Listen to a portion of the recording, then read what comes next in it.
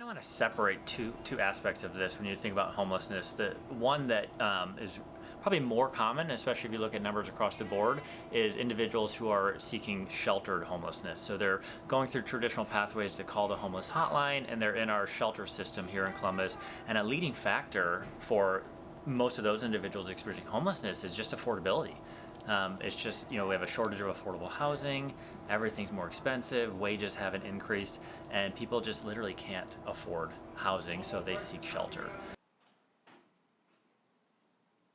In the early 2000s, we were starting to see some dips in need around homelessness. The numbers were starting to trend down as we got better and better at what we do as a homeless system. But you can see a reverse in that trend as soon as the housing shortage really started to feel real and population growth caught up with that shortage.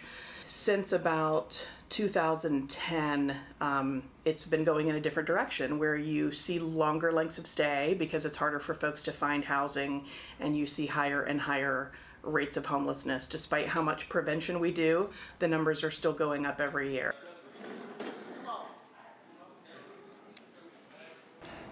So Columbus is a growing city. So with that growth comes an increase in population, and we just have not been building enough.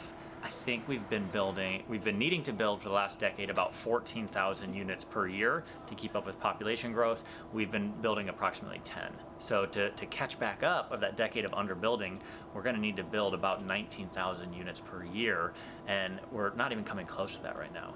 So that squeeze on affordable housing, and really just lack of housing across the board, it's causing people to move into housing below where they would traditionally be because it doesn't exist, and that just continues to push off the bottom.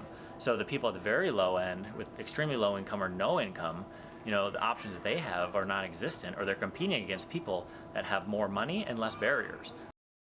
We have had the opportunity with a national research firm to do some predictive modeling, but what they saw, they are telling us scientifically, if you keep doing everything you're doing to combat homelessness, and if you don't change anything, you just hold steady with everything that you're doing, homelessness will jump by about 75% within the next 5 years. So the time for action is now. We have to do significantly more interventions, and we have to ramp it up and do a better job just to keep it steady.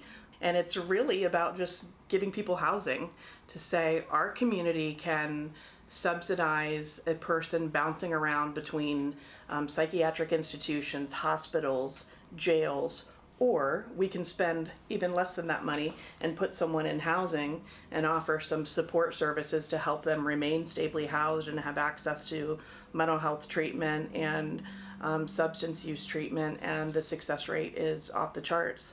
Housing is the actual problem, not the substance abuse or the mental health challenge.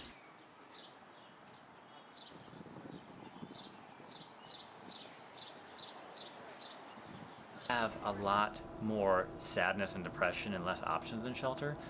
When you think about especially families going into a shelter, it's obviously not ideal. They've just had a housing crisis. They've probably had some other traumas, and I do want to note, we do have a lot of resources in Columbus. There's a lot of support and options, but if we're going to pay rent for 6 months, we still need that landlord that's willing to accept this family or this individual, and that's where I think the shortages come. We have an increase or an abundance of resources and community partners, but we just don't have the units to move people into. So that length of time can look very different. Something needs to happen, and I think a big push or a motivator for this is a lot of our unsheltered communities being pushed out into the open. So it's hard to avoid. You can't miss it anymore.